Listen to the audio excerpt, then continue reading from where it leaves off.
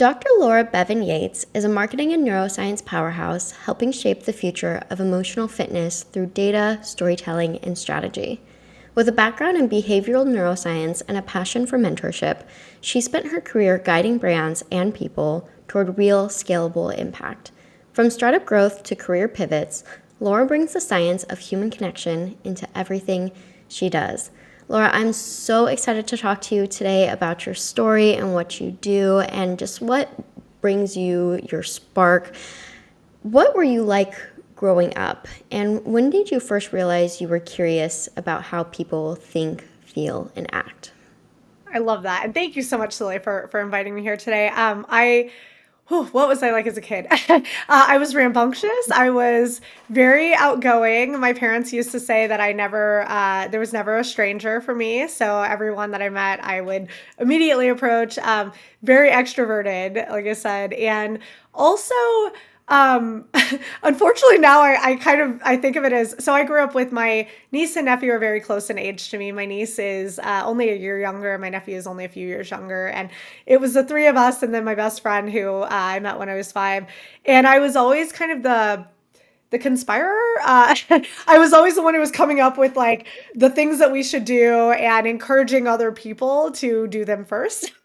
Much to the dismay, and I hear many stories now about, I got my niece to eat cat food, which I'm still paying the price for.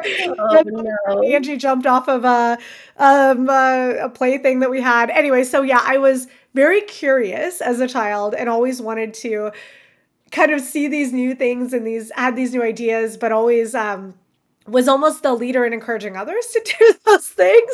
Um, and it's interesting because I think about, I've thought a lot about kind of my journey in life. And my parents and I, when I was 5, moved from North Carolina to Southern Indiana. And we were about an hour from my grandparents, and we often would be driving to visit them.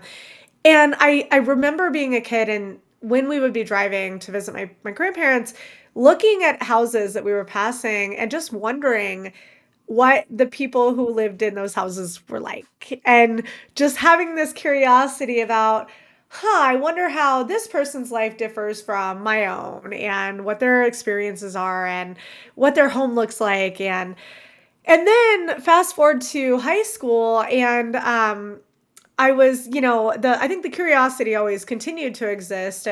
But I took an anatomy and physiology class. And I remember in the class, day 1, Dr. Fairchild was our teacher. And he goes through the syllabus and he's talking about how at the end of the class, we're going to have to dissect, a fetal pig. And I was like, there is no way that I'm going to do this. I cannot. I am a bleeding heart. I love animals. Like, I just can't. I will not survive this assignment. So I approach him and I tell him this, and he's like, well, I hear you. And that happens at the end of the class, if we get to that point and you still feel the same, we'll find something else for you to do, right? During the class, he happened to show a video, which was a video about this guy, Phineas Gage. And this video is like, I feel like life solidifying for me. In fact, I did a social media video about this. Phineas Gage was a railroad worker back in the 1800s, and he basically was responsible for hammering in these what they call tamping irons to basically drill a hole that then they would put an explosive in so that they could explode the ground to lay the railways. And Phineas Gage happened to be hammering in an explosive, and the explosive went off, and it basically impaled him. The tamping rod, went up through his cheekbone and came out through his frontal lobe, and it lodged in there. He stayed conscious the entire time. Like, while this horrible accident happens, he's got a rod sticking out of his brain. He's fully conscious. And his coworkers get him in this buggy, and they wheel him into town. Stays conscious the entire time, survives the accident, and ends up with a complete personality change.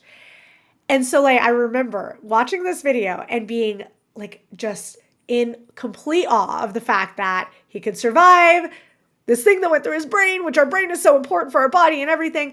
And I really honestly feel like that solidified my fascination with understanding humans, understanding the brain and what drives us. And of course, by the end of that class, I was like, give me the scalpel. I'm ready to go. Right.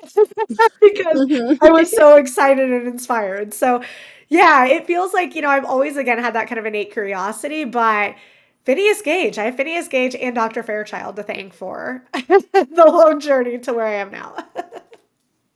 What was it that like specifically interested you about that? Was it the fact that it could like was it the anatomy portion of it? Was it the neuroscience portion of it? How his personality changed, or was it that understanding of getting into somebody else's, personal world, Phineas Gage's personal world, and Yeah. this is he's now a completely different human. Like you were saying, like I used to look into these people's houses and wonder what their life was about, and kind of wondering what Phineas Gage's life was about. What was it that interested you about that? Yeah, what's interesting, I haven't really thought much about that, but I think that it's kind of twofold. Number one, I was so, again, amazed and in awe about the fact that like we had learned that the brain was really important for everything that we do. And of course, when I was, a high schooler in anatomy and physiology, we only briefly touched on the brain.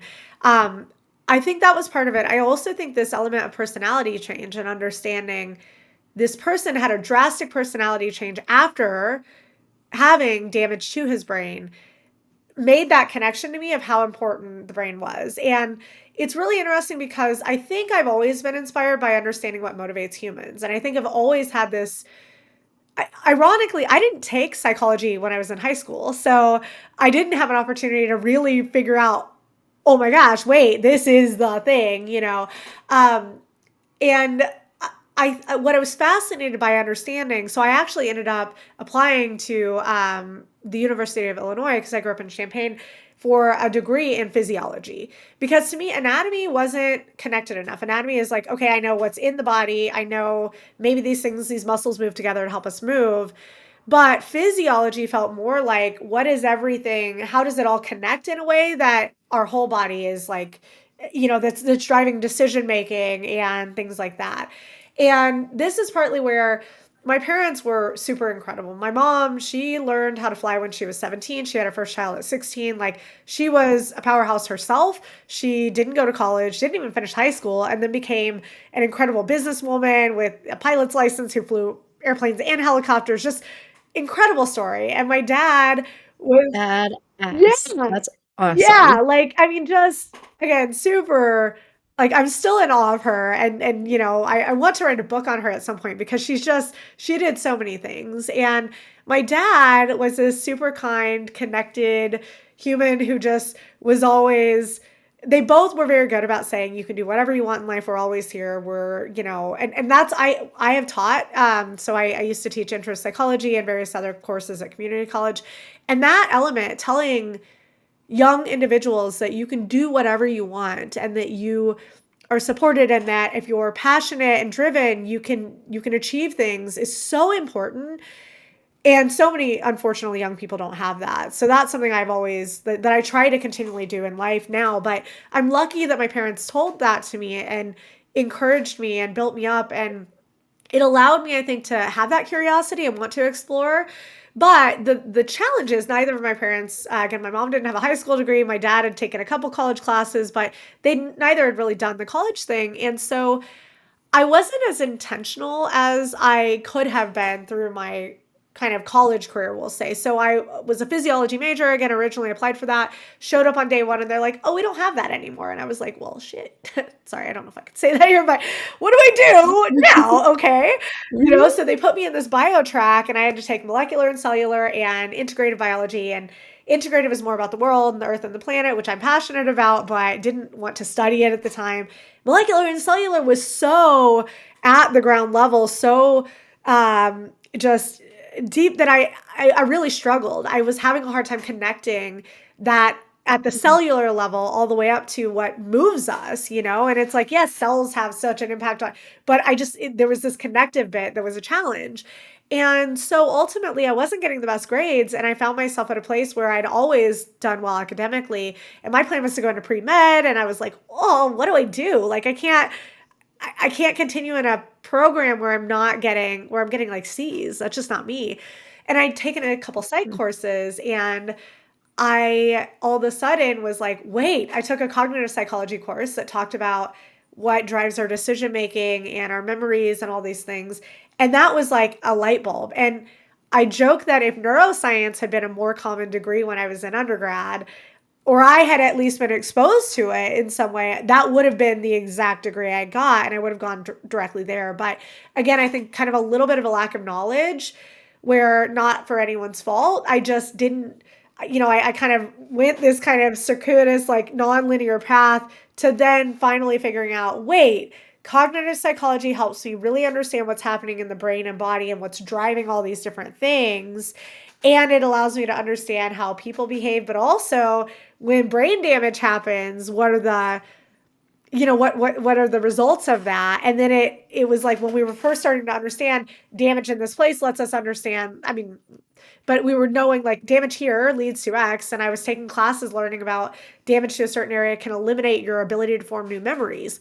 Whoa, that's crazy, So anyway, that was kind of a long explanation to say like I think it was a combination of like wanting to really understand these connective elements and what moves us as humans, but also caring about that aspect of how we're different and why and what really motivates Mm. us, and then figuring out, wait, from that one video, the brain can completely, something happening to it can completely change who we are.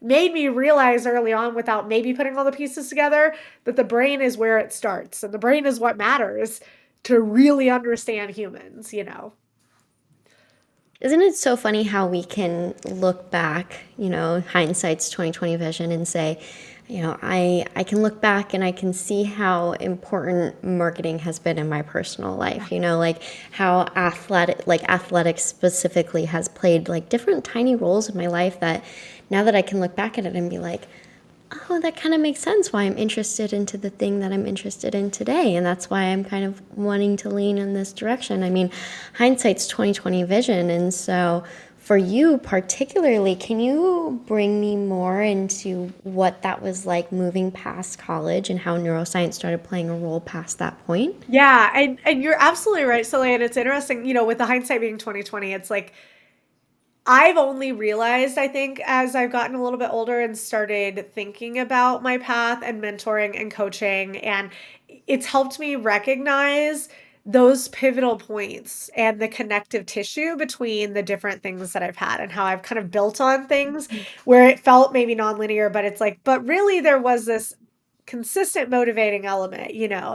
And it's really interesting thinking a lot of the so I don't want to jump too far ahead and make sure I fill in the gaps of like post college, but it's interesting because the work that I'm doing now, we're often talking to people about the fact that what we think we know about our current experience, as I'm experiencing it right now as a cognitive, conscious, sentient human, we think that we understand what's going on in our brain, but no better am I able to know how my brain is processing this experience in real time than I am my liver processing the lunch that I had earlier, right? And that's part of the Mm. challenge when it comes to and part of the overwhelm, honestly, when it comes to thinking about a career pivot or how, for when I talk to students who are just graduating, I'm like, you don't have to have it all figured out. Nobody has it all figured out. The best thing you can do in life actually is to continue to be curious and to recognize when something is speaking to you and to pull that close and find the way to foster it and fold it into what you're already doing. And then you ultimately, it kind of feels like you find your way and then it's only when you look back to say, oh, this all made sense when I think about. So, and it is funny because really, again, in the stories that the story I tell when I think back. So when I was an undergrad and I had committed to psychology and specifically was interested in cognitive psychology, like when I switched my major, I remember because my dad had taken a few classes, right, in college, and I went home and I was like, I'm changing my major to psychology. And they were like, what? Why? You were going to go pre-med. And I'm like, well, yeah, but, and they were like, but you know that psychology requires graduate school, right? And I was like, I don't care. I'm fascinated by this. I want to learn. I don't care. Like, this is what is calling me.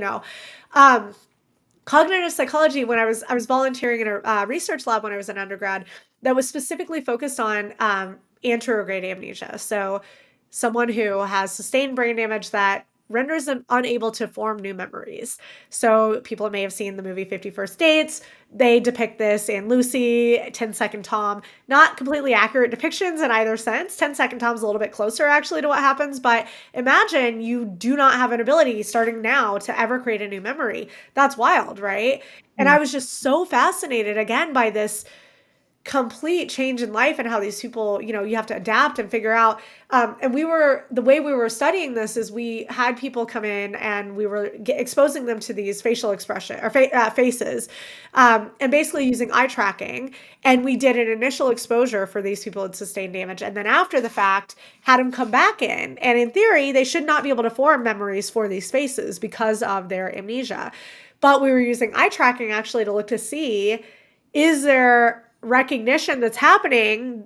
They may not be able to verbally state that they actually recognize this person, but are their eyes going to the people that they've seen, showing this implicit recognition element?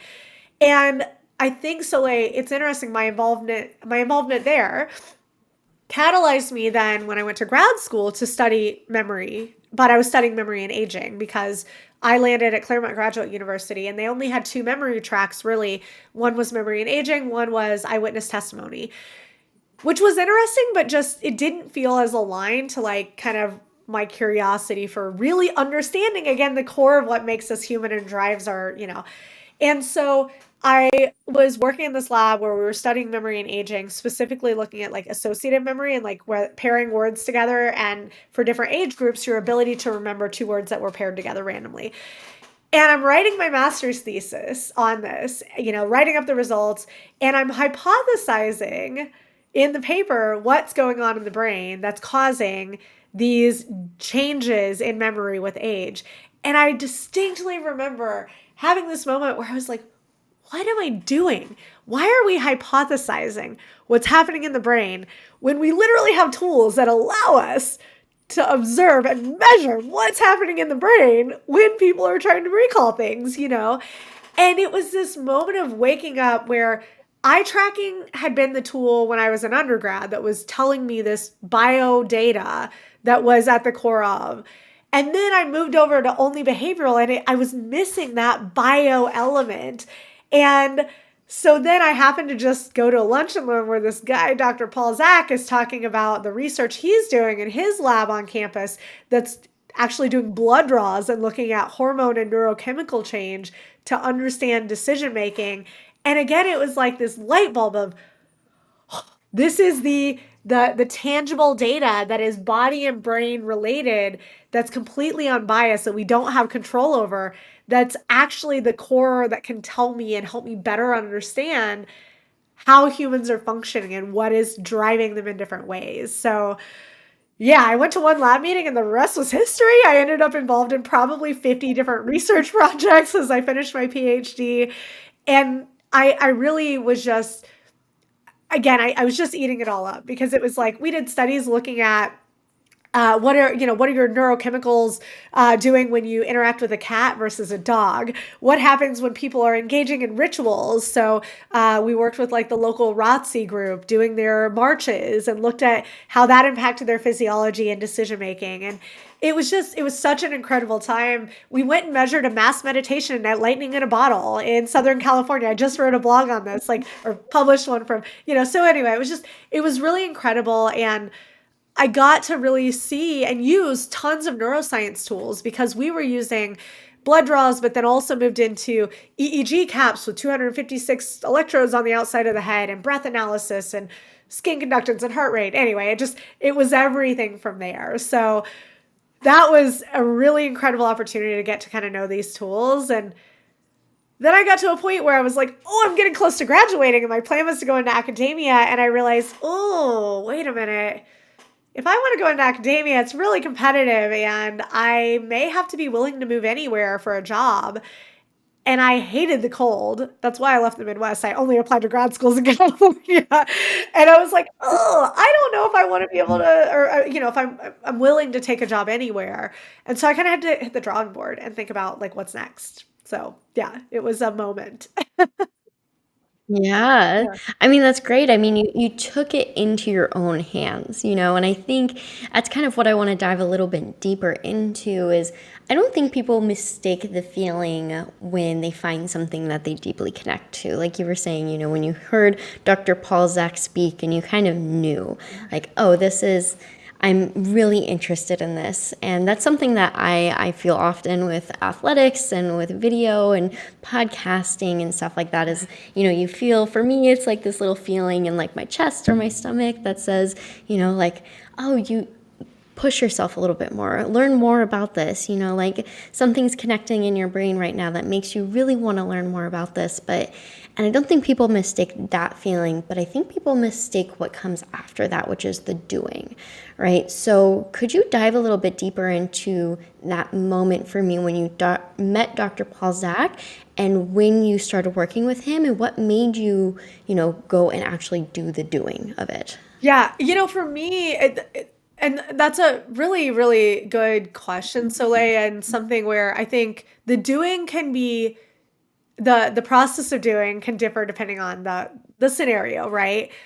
For me, I had already recognized that there was something that was a gap in what I was currently doing, and I doing a PhD and writing like or a master's and a PhD, like, because there's a world like you can get your master's on the way too. And typically the fastest and easiest way is to turn your master's project into something you do for your PhD.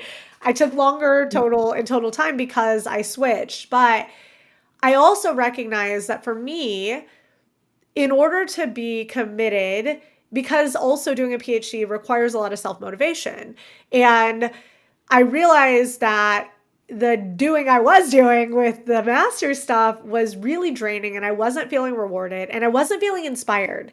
And I was very concerned about my ability. And I felt like, again, that disconnect, like I'd moved away from the core physiology and that disconnect I recognized and listened to.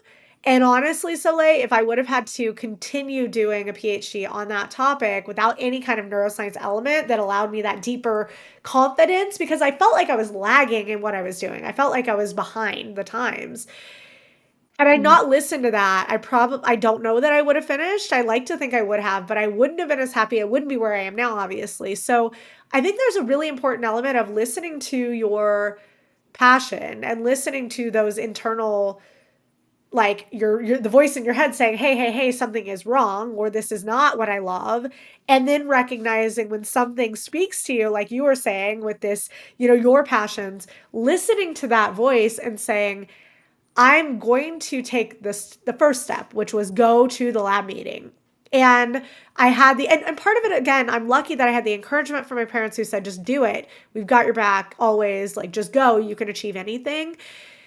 Imposter syndrome is real for everyone. It happens to me still, but doing your best to squash that voice and take the step one, which for me, again, was going to the lab meeting. And then I went to the lab meeting and I heard the projects that they were doing. And I was just like, oh my gosh, there's so many incredible things and I feel excited. I don't feel excited when I get up and I have to write a paper. Not that I'm very passionate and I care a lot about memory and aging. And I commend anyone who's doing research in that world because we need to better understand it so we can make it better. But when you feel the spark and you recognize the spark is not present somewhere else, you owe it to yourself to put one foot in front of the other and to start the action. And starting is the hardest step, right? And there's research out there that shows there's overwhelm from just starting. And so again, just do the first thing and break off that little piece of the cookie that you can eat and then or the piece of the pie. But yeah, I think it's just the doing is showing up. And some days you may not want to, but it's remembering and thinking back to the times when you were doing the things that didn't give you the same spark and energy and recognizing that if you then keep having the same days where you wake up and you don't have the energy, then maybe it's time to think about what else can I pull in that reignites me and sparks me, but I think it's starting small and then putting one foot in front of the other. And I know there are plenty of people out there who are like, what do you mean? No, I'm always going to start big. That's great if you have that ability in your mind to jump in and do that. But many of us feel overwhelmed by that. So I think the doing is chunking it up, figuring out where to start until you find yourself embedded. And then you're like, how did I get here? I'm in the middle of a PhD where I'm doing all this incredible research. And, so for me, again, it's been like listening, but then also just figuring out what the first step is. And then oftentimes the next steps follow. Mm. Did you ever feel like you made the wrong choice? Oh yeah. Yeah, I mean the wrong choice and it's in context, right? Number one, honestly, like transparently, I was not, again, the most intentional in the way I applied to graduate schools or in thinking about my kind of journey, my academic journey, because I was so fascinated by the amnesia research we did. But instead of going out and looking for amnesia researchers, I was like, I want to get the hell out of the Midwest and I want to go somewhere warm. And I've always wanted to be in California. I just felt drawn to it. So I did apply to several schools, but it wasn't really like, hey, I'm intentional and I want to work with this person. It was, I want to pave my path and know, like, I'm going to grad school again. So, number one, I think being intentional and being a little bit more like educating yourself. And again, now we have tools to do that better. And also, I try to coach and mentor where I can to help provide that guidance because I didn't really have it. Like, unfortunately, my academic advisor wasn't great at inspiring that. And, the other Mm. element is so I made a career pivot. I call it a sabbatical. I made a career pivot a couple of years ago. I was working at the current company I'm at, and I love the company that I was at, that I am at now, and I love the company then even. But I was doing a role which was in customer success, and I basically built and led our customer success team without any previous experience. It was like just immerse myself in the field, learn about it, etc. And after 4 years of doing that, I was personally feeling like I'd really learned all there was. Not everything, but I kind of reached my knowledge gap or my knowledge where I wanted to be in my knowledge on the customer success stuff. And an opportunity came my way to join another startup. And there were several red flags with respect to that startup that told me that my personal mission and passions were not necessarily aligned with the leadership there.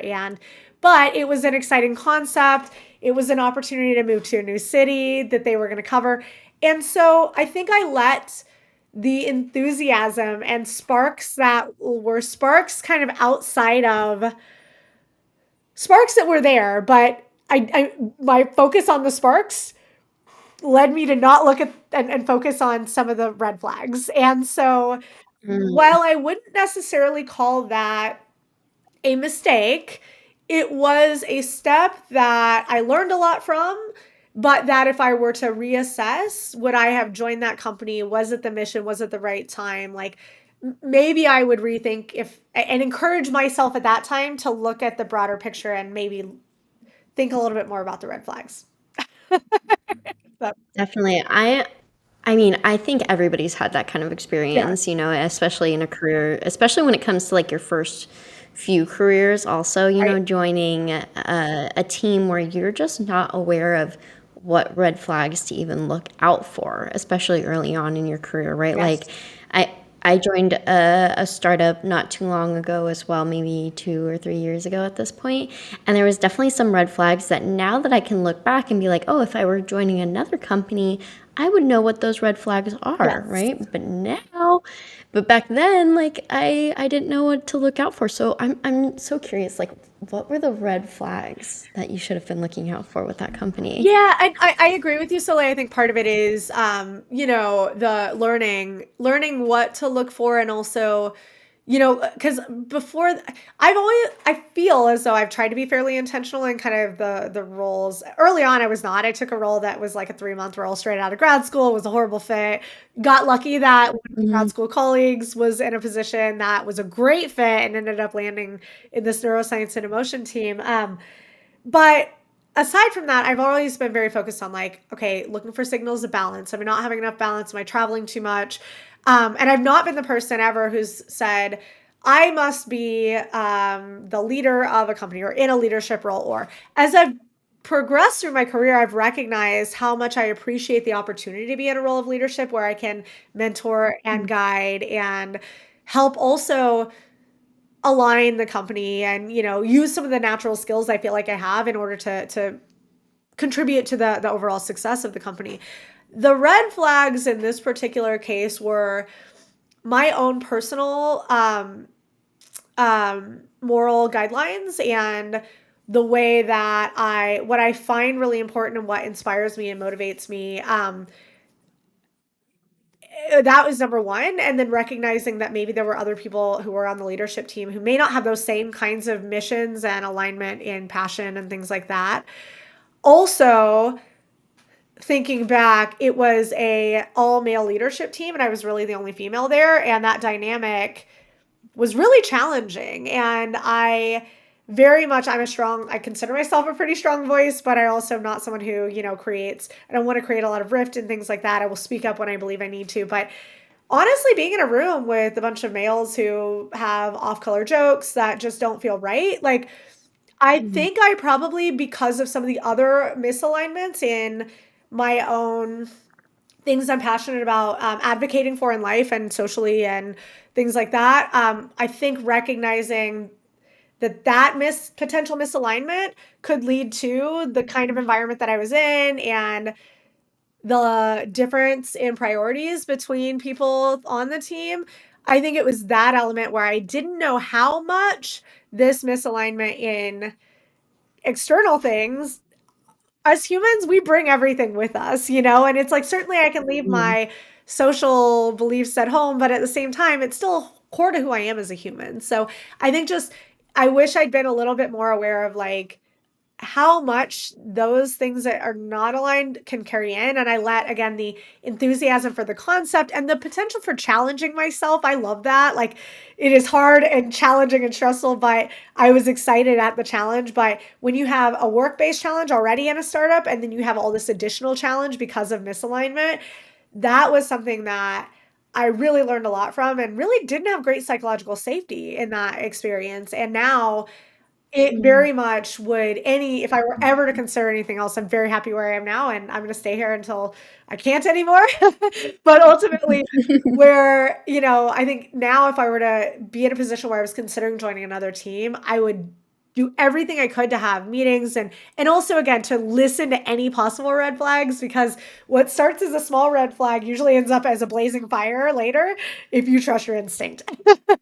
Right? So, Mm, yes. yeah. Yes, very true. And you started kind of getting into this, but for if there was somebody who wanted to look out for red flags Yeah. or maybe started noticing them within their own company or their own position or team, whatever it may be, what would you tell them to look out for? What would you tell them to start doing? I think the level of red flag kind of matters. If it's something, Mm, honestly, for me that goes against, again, my kind of moral beliefs and who I am, for me personally, if that's happening regularly and it seems like it depends on the level as well, right? Are these red flags happening at the leadership level, where things start at the leadership level and the leadership of an organization, whether or not they acknowledge it, people look at them, they listen to their stories, they're looking at how they're behaving, they observe behaviors, and you signal so many things as a leader in an organization.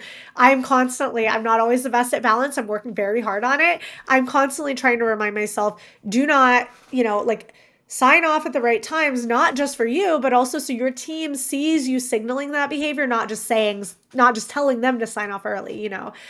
So I think mm, it partly depends on where it's at. If it's in leadership, if it's someone who's like a direct manager, depending on the red flag, again, if it's something where they've spoken to you in an inappropriate way, or you feel like you're being micromanaged, or it's not, again, something where it's maybe a deep moral core social belief, those are hard, right? Because that's messy. That's something that, again, people expect to stay outside of work and it carries in, and those are harder things to address. mm, And I think that becomes something where you have to personally assess. You can't expect someone else to change necessarily. You have to determine, is this something that is a deal breaker for you, right?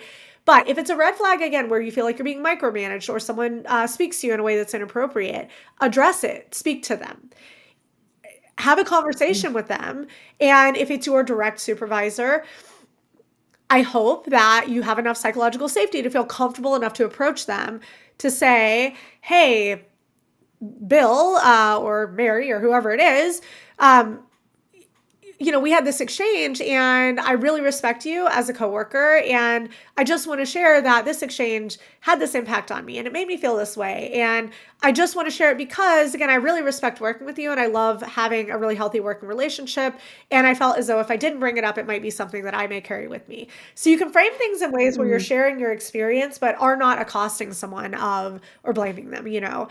If it's micromanaging, again, I think those are the kinds of things where if something happens and the earlier it happens, the sooner you address it and you speak up and say, hey, this isn't like, I'm not really okay with this. But again, you say it in a way that's understanding and empathetic and that demonstrates that you're not trying to attack them, but have a conversation to share so that you can both work better together.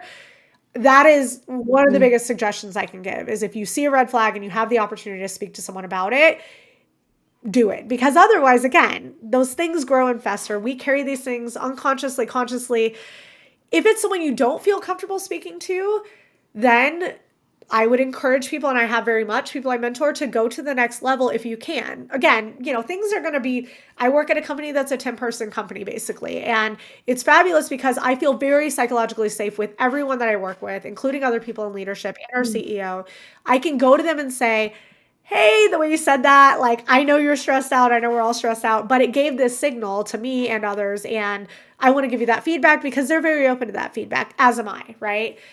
If I'm in an organization that is 100 people and I'm at junior level and I have a manager and then there's a manager, I can't, and I don't feel comfortable going to my immediate supervisor, then I suggest making sure that you have an opportunity to speak to the person above you. Because ultimately, and it's all about assessing what is the red flag. Again, like you can't go to someone and say, hey, Mm. this person believes this and I believe this. That's not what it's like red flags where people are not respecting you or they're creating a psychologically unsafe scenario or they're not giving you feedback. I have someone I mentored who every time that she would work on a project, the person who was her supervisor, I think she like was under a kind of a multi-person team, but one of the people on that team who was there to help coach and guide her would basically just change her work and say this is wrong instead of explaining why. And Mm. those things have a huge impact on our confidence and our work output. And I hate it because it was encouraging her to feel like she was not good enough. And I explained in every call that we had, I'm like, this isn't about you. This is about the person you're working with. They're not giving you the proper coaching and tools to improve yourself. And guess what? She got a new position. Mm. She's thriving. She has been promoted.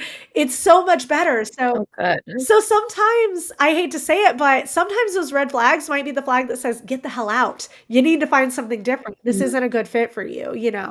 But if you don't ever listen to those, I mean, to me, the biggest nightmare would be working a job for the rest of my life that I didn't like with a team I didn't like. That would just be, yeah. Totally. Yeah, I mean, we spend more time with our coworkers than we do with our own family sometimes, you know? You might as absolutely. well be making your workplace a healthy and safe place to be in. Yes, absolutely. And honestly, half the time we bring it home with us unintentionally, and that Mm. circles back to this idea of, in the actionable tips, like for the newsletter, it's like listen to the things that inspire you because at the end of the day, Mm. again, we're gonna have bumps in the road. Not every day that I wake up is a day where I'm like, I can't wait but most of the days are. There's going to be days that are challenging, but if you work on a mission you're inspired by and you're on a mission that matters to you, most likely the other people who are part of the company also believe in that mission. And then you're with people who have shared ideas and you get to co work on something that you're all excited about. So, yeah. Yeah, and I really want to like highlight this also for women. I feel as a woman in business, my personal experience is, I've had experiences where I may have wanted to say something, but I didn't because I was nervous. I was scared of the way that I would be perceived as the woman in the Yeah. office, right? Do you, out of the people that you've mentored, have you come across other women who have that fear, and what do you tell them in that case? It's it's interesting. I don't know that in the people I've mentored, I've heard that in particular. However, I have dedicated or tried to dedicate portions of my time to creating organizations, joining organizations, volunteering for organizations that are specifically focused on leveling the playing ground for women and helping them build these skills that allow us to be in a room and have our voice heard just as much as a man and to be comfortable and confident in those scenarios. Um, Mm. Overcoming, like I said, imposter syndrome is something I experience. Someone like it is a common thing. It's how our brains work. We question our skills, our knowledge, and we have those little moments that creep in. But what I always try to remember is that I'm an expert in my life experience, in the experiences I've had, the stories I can tell. No one else has lived that. And I have spent time studying and living my life and having these experiences, and they are just as relevant and as important as Joe's experiences are. And so I think that the it's hard to give a tip to say squash that fear, because fear is real and it can be, but it's really interesting. There's some research that shows like, or there's research that's actually kind of been debunked, but about like power posing and about like, you can hold your arms up and right. And it makes me a bit bummed because there is some research that's kind of debunked some of the idea of like this, changes our physiology but I No, know. that makes me so sad, But but but at the same okay. time, right, it's all about how you feel, because guess what? If I put my shoulders Mhm, back and I give myself a bigger, stronger presence, I do feel more confident. Whether or not I'm showing the physiologic effects of that, I feel that way. And my feelings, our feelings are what affects how we interact with the world. So if I can, in a moment before I have that conversation or I'm in this room, if I can broaden the shoulders and sit back and remind myself that I'm an expert in my life and the experiences I've had way more than this person is, that helps me mhm, feel the confidence to stand up and to speak up and to speak out. I also very much encourage women to do the things to help uplift each other, because the more we uplift each other, the stronger we become and the more confident we become. So I'm not great at this myself. mhm, I have a PhD. I do not introduce myself as doctor. I don't, when I taught, I didn't ask people to call me doctor, but I gave a kind of a personal branding talk a month ago or so.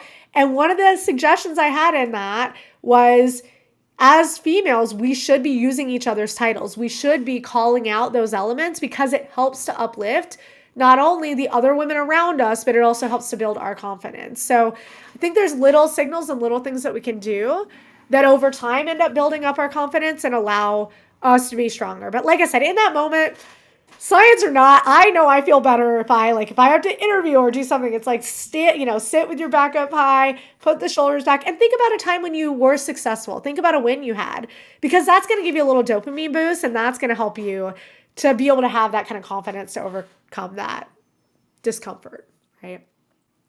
And also, if ever, yeah, oh, sorry. absolutely. And speaking of, also just No, quickly, go. because this is on the right topic, if you're interrupted by a male, call him out. As I interrupted you to say that, I apologize. But like not allowing those kinds of toxic behaviors, because that I one of the things I learned from my very first mentor in my like kind of career in neuromarketing, Alyssa Moses. I remember her talking about when she worked in advertising, being around like in a room of males around a table and just this one guy continually interrupting her. And it infuriates me to hear those stories. Stand up. Don't just sit back and take it, because it's just so inappropriate. And the reason things like that keep happening is because people aren't speaking up and standing up for themselves. So I know it can take a lot, but speak up for yourself, because you have knowledge to bring. And just remembering that, again, you are an expert in the life that you have lived and in the knowledge that you've gained and the experiences that you've had. And you have a right to share those just as much as any male. Yeah. And would you recommend, if you were in, a space with, let's say there's like 5 men, 5 women, and there's just this one guy who always interrupts this one girl in meetings. If I'm her friend sitting next to her, am I saying something to her? Am I saying something to him? Am I saying something to higher up? If she doesn't feel confident enough in speaking up, what would you recommend in that kind of situation in order to, help and be that friend who says, you don't deserve to be treated like that, Yeah. in that kind of situation? Yeah, it will partly depend on the team dynamic, right? And kind of comfort levels, I'd say, within the team. I personally, depending on the dynamic, I'm the person who would probably speak to but again, it very much depends. Like, are you all on the same team? Are you under the same supervisor? I am a person who's a connector, and I find it very important, and I often speak about the importance of everyone at the company rowing the same direction and following the same mission and understanding and being aligned. So I likely personally would approach that person kindly and say, "Hey, I noticed that you interrupt a lot, and I know you're probably not. And again, I always try to approach those things in a way that is empathetic and understanding and is not saying you're doing something bad, but hey, I happen to notice that our colleague was Mhm. speaking and you interrupted and that probably wasn't intentional, but it's something that I just recognized, and I just want to share that feedback because other people may perceive this as well, and I just want to share. I would try probably that route. Now if this is a serial interrupter and that they've gotten feedback from other people that's similar or it's been called out before, I wouldn't call that out in the middle of a meeting personally, because then it can create, now if I'm being interrupted in the middle of a meeting, depending on how it happens, I might say, I'm sorry, but can I please finish? I'm not going to call them out and say, don't interrupt, but I will say, I'll make it known like that this is a scenario and then maybe talk after. You don't want to create a scene, obviously, because that doesn't help anyone. It creates discomfort and then a rift between the two of you. But having that convo outside, and then depending, again, if it's a serial interrupter and they haven't really changed, that's when I would talk to a supervisor and say, this is creating an uncomfortable, psychologically unsafe scenario for the entire team. And I understand it's been addressed before, but it's impacting everyone. And so I want to make sure I'm calling it out because all these things have an impact on the success of the company, on productivity, on how we treat customers. All of these things ladder together. So for me, speaking up and just making sure, but again, the way, it probably depends on the dynamics. And I would avoid that, like creating this really intense interaction within the moment as a friend supporting. But if they're uncomfortable, I would then not, I would tell them that I was going to do it, as a friend, but I would approach it in a way that again was kind and empathetic to the person, that aimed to, you present it in a way where you're trying to help them because you really are. You're trying to help them create a better working environment for everyone else, right? And what I really love about a lot of the theme of your answers so far, have to do with misalignment becoming alignment, right? Yeah. You being misaligned in one thing ultimately becomes you being aligned in what's truly meant for you. And so, how would you go about finding that alignment? So, for example, you in your last job, you had a bunch of red flags, and then afterwards, you found like this job that you love so much. How did you get from point A to point B and finding the career that was really meant for you at this stage of your life? Yeah, it took time, honestly, and it took listening because I mentioned, so I was the second hire for the company Immersion that I work for now, and that was back in 2013. And I took that role because I'd spent time in neuromarketing, market research. I've always loved data, but I had actually kind of given up on the neuromarketing world because I'd seen a lot of snake oil, unfortunately. I'd seen a lot of methodologies that claimed to measure something meaningful. And the work that I'd done in graduate school was fully centered around measuring physiologic behavior using neuroscience tools or physiologic measures, basically, and then predicting future behavior because of it. I knew there was an ability to do that. So when I joined our company Immersion, I was a subject matter expert in all that information. Again, kind of learned the world of customer success. And when I again ventured out, it was that I wanted to challenge myself and I saw an opportunity to do this. But then I found myself in a position where, unfortunately, the company hadn't managed money well and was taking everything offshore. And I found myself without a job the first time I'd ever been laid off. And it was really stressful. And I was thinking, okay, I have been living in the startup world. I again second hired immersion, which that getting that off the ground had its own bumps in the road. We were, early days when the pandemic launched, really. I mean, like not super early days, but like we were at the time when pandemic happened.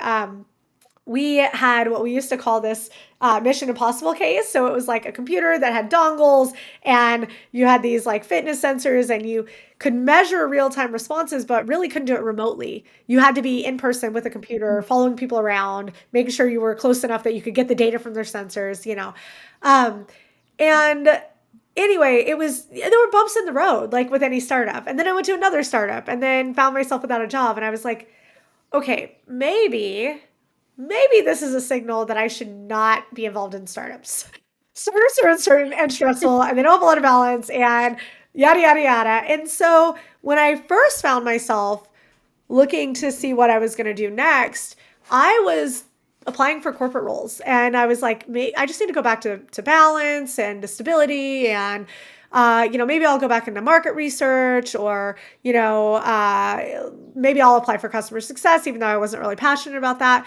So I'd started to apply for some roles and then was also simultaneously advising several early stage startups. And what I recognized by pausing and reflecting was that the work and effort I was putting into these applications for corporate roles, I wasn't really putting intentional good effort and energy into.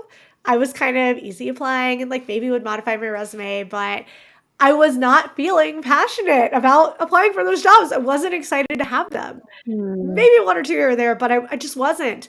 But then I would have meetings with these startup founders and we'd be ideating about the challenges that they had and thinking about how do we solve, XYZ problem? How do we grow your marketing? How do we think about your go-to-market strategy? How do we think about, how you're going to really improve your customer experience and map that journey out? And I just had this moment where I was like, I don't want to work in corporate. I love startups.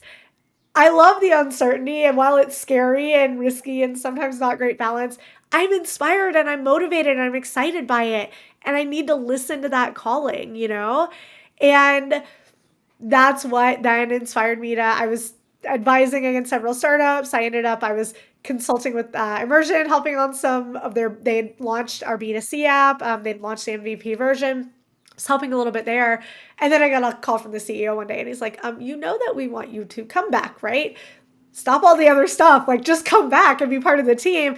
And I was like, absolutely, like no question, because again, the challenge, even when I left, was never the team. And I really wish I had paused and had more conversation with the CEO about kind of how I was feeling stagnant, because there was so much opportunity probably for me to continue to grow and learn and help contribute to the company here in a different way.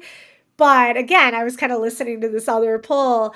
So anyway, it was again pausing and reflecting and listening to the things that were sparking energy and recognizing the things that were not. And as humans, especially in the world we live in now, we're not really great at self-reflecting on things. We don't pause enough to do that.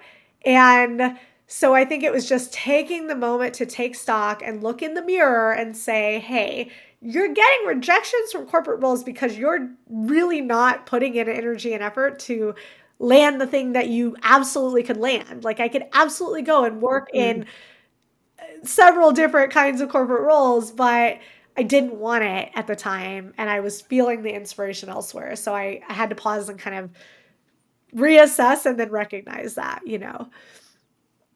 Mm.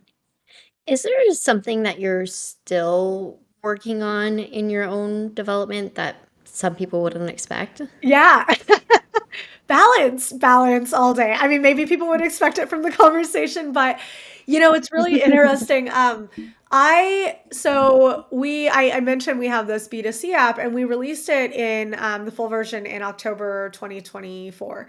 So it's not even a full year old. And ironically, this B2C app for direct to consumer app called Six is a tool for emotional fitness, emotional wellness. It's meant to Mm. help people self-reflect and recognize the things that they're already doing throughout their day that are bringing them this deep level of brain and body connection. So we're basically inferring the real-time release of oxytocin. When I was in grad school, we were measuring that through blood. We discovered that when oxytocin releases, it means you're deeply connected enough to something that you're likely to act on it and remember it. And it turns out that when our brain and body have these moments when we're all in and fully connected, those are moments that are thriving from the brain's perspective. Our brain does not like to be in the current state of the world that we're in, where social media is pulling us here. We're doom scrolling. It's just content that's not actually resonating in deep ways. We're being bombarded by shows that want us to keep watching. Our brain is in this, like, it's like a rag doll being pulled in a million directions. And that's not a happy state for the brain. Our brain likes to be all in and deeply connected in these moments of, like, thriving. In essence, I'm in flow, or I'm in a deep conversation, or I'm fully connected to this show because it's telling a story that really resonates. So the challenge I have is that I care so much because we've always, when we launched as a B2B company, our goal was to help content creators and experience creators create better content and experiences that resonate more with individuals, because I pay to attend an experience. I give my time to go out to a restaurant. I go to a show that costs me money and time. I go because I want to create memories. I want to have these things that are lasting. And I on the with the now the individual wellness app, like I get to work on something that is literally trying to help people live better lives. And like we still have a B2B side where we're trying to help people create better experiences. Like we're working with sports teams, and just it's so exciting. But I work in a startup, and I'm like, I've got another team, another member on my team for the marketing side, and oftentimes I'll be in sales calls and things like that. And so my passion and enthusiasm sometimes translates to me overstacking my calendar and Mm. being in back-to-back meetings. Like I had a call with a woman this morning, and we were talking about the fact that there's neuroscience research that shows if you have back-to-back Zoom meetings, it's not good for your brain. Your brain needs recovery mode. You need to take a break, and you don't function Mm. as efficiently. You're not as productive. I know all that research exists, but it doesn't mean that I'm always being intentional at blocking my calendar. And as I mentioned, showing the balance, signing off at the right time. Because if I have meetings, if I have 6 meetings out like throughout the day, at the end of the day, then I have to send the follow-up emails. And that means that I sort those at 5. And so my Mm. constant work in progress is, and one thing, I'm going on vacation actually starting Friday, and I'll be off for a week. I know, I'm Yay! very excited. And my goal is to come back with a plan on how I can be better at intentionally implementing balance in a way that will not just help me, but will help my productivity, my output, because there's plenty of research that shows that. And in fact, our app 6 surfaces what we call these key moments. And these, again, are the moments when your brain and body are all in and flooded with like dopamine and oxytocin. The goal is to get 6 a day. We've shown that people who are doing well get 4 a day. People who are really thriving and who feel at their best get 6 a day. The days when I have Mm. meetings stacked back to back and I work until 7 because I'm sending follow-up emails, I might get 1 or 2 key moments. The days when I actually am intentional with my calendar, or I get the opportunity to do an in-person meeting, I get more key moments. I want to be more Wow, isn't intentional. that so interesting? Yeah, I was at a summit in London, the World Experience Summit, and I don't think I've ever gotten 10 key moments since I've been measuring myself since October. I had 10 key moments the last day of the conference because I had so many incredible deep conversations. And an extrovert. I am a connector. So I want to be better at like being intentional, blocking my calendar, working on that balance, but also thinking about, I know that I thrive when I am connecting in person. So maybe once a week or once every 2 weeks, I should go down to the co-working station and work there, because Mm. that is actually contributing to my brain health and my balance, and all of that stuff contributes to how I show up for my team, how I show up for my coworkers, the kind of work that I'm outputting. So that was a long explanation to say balance. It is always something that I'm working on and I'm aspiring to do better at. Oh, no, that's great. The true test of this podcast will be if when you finish this podcast, you can look onto the application and see if this was one of your key moments of the Absolutely, because I'm day. definitely measuring myself right now. Good. Absolutely. Good. Good. Well, I'm gonna start wrapping up this podcast, Laura, but I do have one more question for you. And this is my favorite question to ask people at the end of an episode, and it really just comes around full circle. If you could go back in time and tell your childhood self one piece of advice, what piece of advice would that be? That's a good one. I would say continue to be loud and proud, and to stand up for the things that you care about and believe in.